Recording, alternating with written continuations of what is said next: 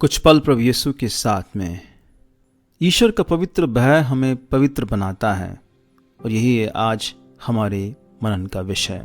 स्रोत ग्रंथ के अध्याय 119 वचन 120 में राजा दाऊद कहते हैं, उनकी प्रार्थना है ये, तेरे सामने मेरा शरीर आतंक से कांपता है, मुझ में तेरे निर्णयों का भय बना रहता है। दूसरे अनुवाद में ये वचन इस प्रकार आता है, तेरे भय से मेरा शरीर कांप उठता है और मैं तेरे नियमों से डरता हूँ। राजा दाऊद की प्रार्थना थी कि प्रभु का भय से उसका शरीर स्पर्श हो ताकि वो कभी भी पाप में ना गिरे। पाप के चलते हमें डर होना चाहिए, पर हाँ, ये डर हमें हताश नहीं करना चाहिए, परंतु हमें और अधिक ईश्वरी दया पर भरोसा करने हमें सीखना चाहिए। इसलिए हम पढ़ते हैं स्रोत ग्रंथ के अध्याय 25 वचन 11 में, प्रभु अपने नाम के अनुरूप मेरा अपराध क्षमा कर, हालांकि वो भारी है। अंग्रेजी में इसका अनुवाद इस प्रकार आता है, For thy name's sake, O Lord, pardon my guilt, for it is great। देखिए स्रोतकार क्या कहते हैं यहाँ पे कि प्रभु तू मुझे क्षमा कर क्योंकि मेरे पाप भारी है। My sins are great। प्यारे भाई बहनों, जो अपने आप को पापी समझता है उतना ही अधिक वो ईश्वरी दया यानी कि डिवाइन मर्सी को पुकारता है। हम पढ़ते हैं रोमियो के पत्र के अध्याय 5 वचन 20 में संत पौलुस कहते हैं, किंतु जहां पाप की वृद्धि हुई वहां अनुग्रह की उससे कहीं अधिक वृद्धि हुई। याद रहे, जो अपने आप को बड़ा पापी समझता है वो उतना ही ज्यादा ईश्वरी क्षमा, करुणा, डिवाइन मर्सी की महिमा करेगा, क्योंकि वह ईश्वर पर भरोसा रखता है। और ये बात हम संत पौलुस के जीवन में देख पाते हैं। तिमोथियों के पहले पत्र अध्याय 1 वचन 15 में वो कहते हैं, ये कथन सुनिश्चित और नितांत विश्वसनीय है कि ईसा मसीह पापियों को बचाने के लिए संसार में आए और उनमें सर्वप्रथम मैं हूं। संत पौलुस कह रहे हैं, और उनमें सर्वप्रथम मैं हूं। और ये बात को हम समझ पाते हैं कि वो अपने आप को बहुत बड़ा पापी मानते थे और इसलिए उनके लेखों में उतना ही बढ़कर, उनके जीवन में उतना ही ज्यादा ईश्वरी करुणा का भरोसा दिखता है। स्रोत ग्रंथ के अध्याय 37 वचन 40 में पढ़ते हैं और हम समझ पाते हैं, जब हम प्रभु की शरण में आते हैं तो वो हमारा उद्धार करता है। इसलिए प्रभु का भय हमें दर्द नहीं देता। हम पढ़ते हैं प्रवक्ता ग्रंथ में बुक ऑफ सिराक अध्याय 1 वचन 12 में, प्रभु पर श्रद्धा, उसका सही अनुवाद होगा प्रभु का भय, हृदय में स्फूर्ति भरती और आनंद, प्रसन्नता एवं दीर्घ जीवन प्रदान करता है। अंग्रेजी अनुवाद इस प्रकार है, book of Sirach chapter 1 verse 12, the fear of the Lord delights the heart and gives gladness and joy and long life. प्रभु का भय हमें दर्द नहीं, हमें आनंद देता है, स्फूर्ति बढ़ता है हमारे हृदय में, प्रसन्नता देता है और दीर्घ जीवन प्रदान करता है। यही प्रभु का भय हमें दृढ़ आशा प्रदान करता है, जो हमारी आत्मा को आनंदित करता है।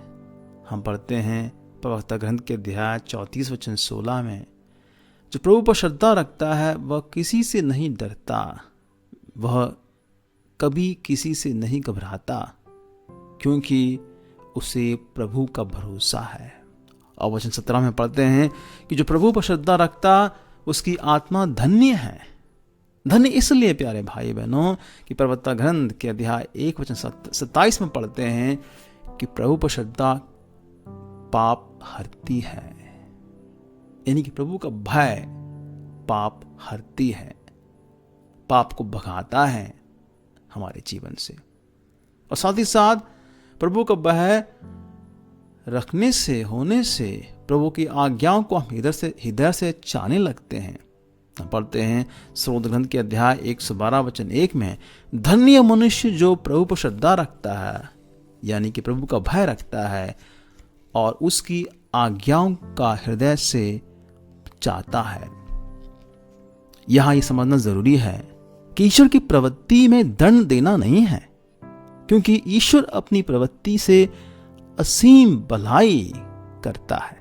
संत लियो कहते हैं कि ईश्वर की और कोई आग्रह नहीं है पर हमें आशीष देना और खुश देके। जब ईश्वर दंड देता है तो वह ऐसा करने में बाध्य है, क्योंकि वह न्याय पूरा करना चाहता है। तो ईश्वर ऐसा क्यों करता है? कारण यह है, हम पढ़ पाते हैं यिर्मयाह नबी के ग्रंथ के अध्याय 25 वचन 5 में, तुम में प्रत्येक व्यक्ति कुमार्ग और कुकर्म छोड़ दें। और यही है कारण, वो चाहते हैं कि हम अपने कुमार्ग और कुकर्म छोड़ दें।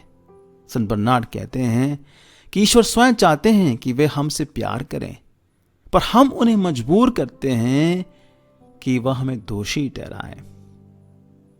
ईश्वर अपने आप को करुणामय पिता कहता है, ना कि प्रतिशोध का। ईश्वर क्रोधित होते हुए भी दया दिखाना चाहता है और दिखाता है। यही हम पढ़ पाते हैं यशायाह नबी ग्रंथ के अध्याय 54 वचन 7 और 8 में, मैंने थोड़ी देर के लिए तुझे छोड़ा था, अब मैं तरस खाकर तुझे अपने यहां ले जाऊंगा। मैंने क्रोध के आवेश में क्षण भर तुझसे मुंह फेर लिया था, अब मैं अनंत प्रेम से तुझ पर दया करता रहूंगा। आज प्रभु नबी जकरिया के द्वारा हमसे कह रहा है, जकरिया नबी का ग्रंथ अध्याय 1 वचन 3, लोगों से कहो विश्वमंडल का प्रभु ये कहता है कि मेरे पास लौट आओ। यह विश्वमंडल के प्रभु की वाणी है, तभी मैं तुम्हारे पास लौटूंगा। आज प्रभु हमसे कह रहा है, तुम मेरे तरफ अपने पीठ कर लिया है और मुझे बाध्य कर रहे हो कि मैं तुम्हें अपनी कृपा से वंचित करूं। बड़े प्यार से प्रभु हमसे कह रहे हैं आज, क्या तुम क्यों मरना चाहते हो?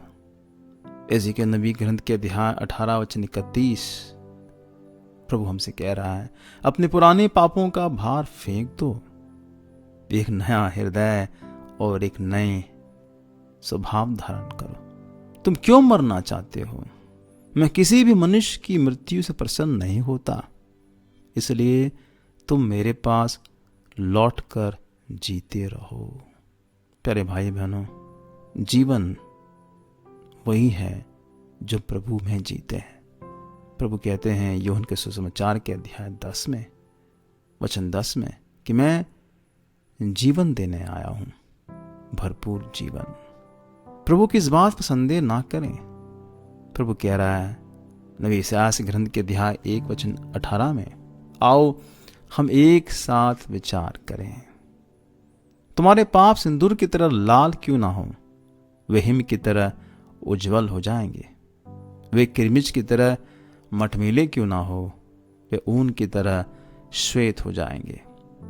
प्रभु मानो हमसे कह रहा है, हिम्मत रखो, अपने जीवन को बदलो और मेरे पास लौट आओ। मैं तुम्हें जरूर क्षमा करूंगा। होशे नबी ग्रंथ के अध्याय 11 वचन 8 के दूसरे भाग में प्रभु कह रहे हैं, क्योंकि मैं मनुष्य नहीं ईश्वर हूं, मैं तुम्हारे बीच परम पावन प्रभु हूं, मुझे विनाश करने से घृणा है।